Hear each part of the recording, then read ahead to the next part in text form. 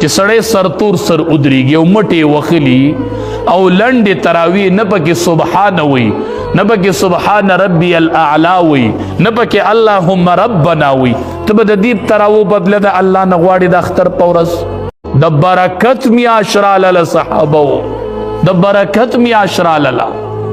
دې کېدي په لنډو کې به څوک لنډې کوي زر خو به یې وینئ د اختر ورځ یوم الجائزه ده په تمه به یې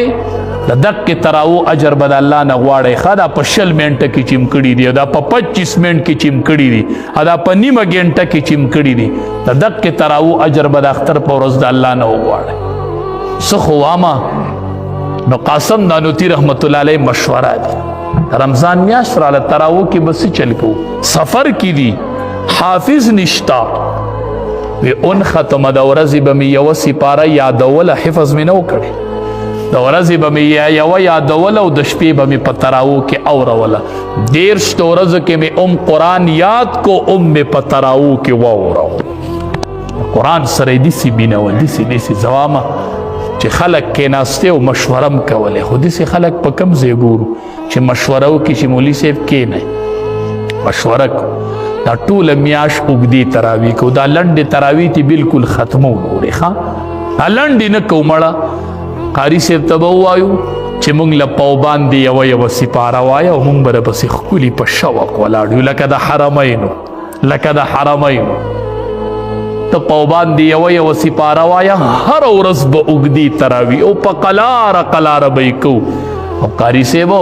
چې اتیشتمه او نخیشتمه روجه شي نو د اتیشتمه اوویشتمه روجه شي نو د قرآن کریم ختم بوکو نو ټول رمضان بم په اوږدو تراو کې تیر شي زم چې دا مشوره سړي کوله چې سړي دا مشوره کوله چې قرآن به موږ څه کال داسې ورو نو په 15 ورځو کې ختم کوئ ولې سکار مې دی بیا فارغ نه یم چې دا ختم ضرور شي الله اکبر چې ته په روجه کې قرآن ته نه فارغ کنه ته نه فارغ د سره مه ودرېږه قرآن ته د سره مه ودرېږه په کال کې یوه میاشت راله ټول کال د قرآن ویلې نه دی ویلې او میاشت کې استاد وي او ته پسې شاته ودرېدې نه شي ختم زر کو بیا مې سکارونه دي زمبا چرته به ځي چرته روانې و یوه سپاره راله وایه ښکلې په قلاره یې وایه چې مونږ ښکلی یو ټکې اورو دا ړه په دې قرآن یخ خیر دې ستړي دي شو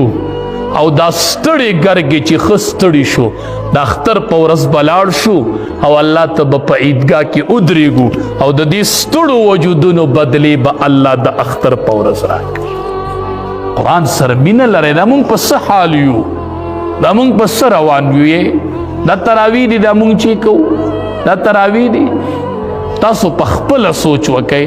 چې سړی سرتور سر ادریږي او مټې وخلي او لنډې تراوی نه پکې سبحان وي نه پکې سبحان ربي الاعلى وي نه پکې اللهم ربنا وي ته به د دې تراو بدله د الله نه غواړې د اختر په ورځ